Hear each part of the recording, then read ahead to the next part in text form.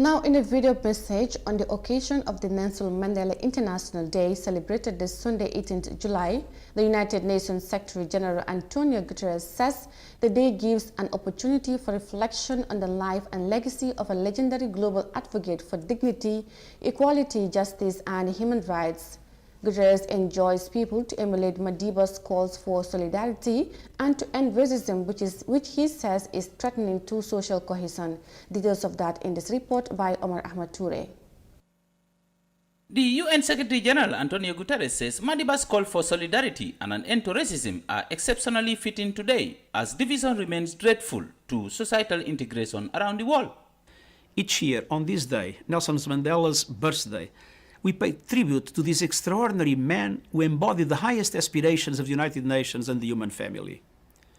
Madiba'S calls for solidarity and an end to racism are particularly relevant today as social cohesion around the world is threatened by division.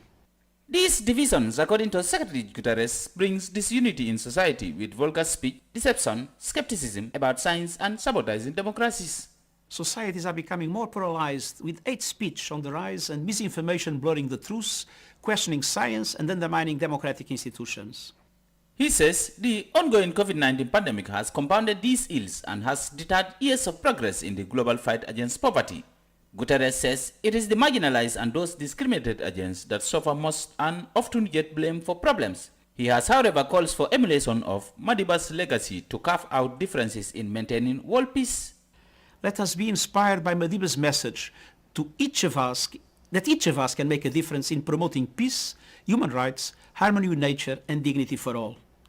Let us all honor Madiba'S call to action and be empowered by his legacy.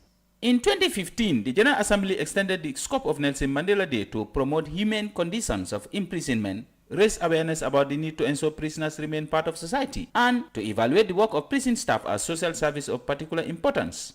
The Assembly passed a resolution for adoption of the revised UN standard minimum rules for the treatment of prisoners and renamed them as Nelson Mandela Rules to honor the legacy of the late President of South Africa, who spent 27 years in prison in the course of his struggle.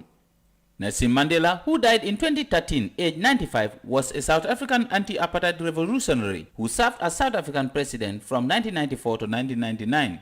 His negotiations in the early 90s with South African President F.W. de Klerk helped end the country's apartheid system of racial segregation and ushered in a peaceful transition to majority rule. Reporting for iAfrica TV, I am Omar Ahmad Toure.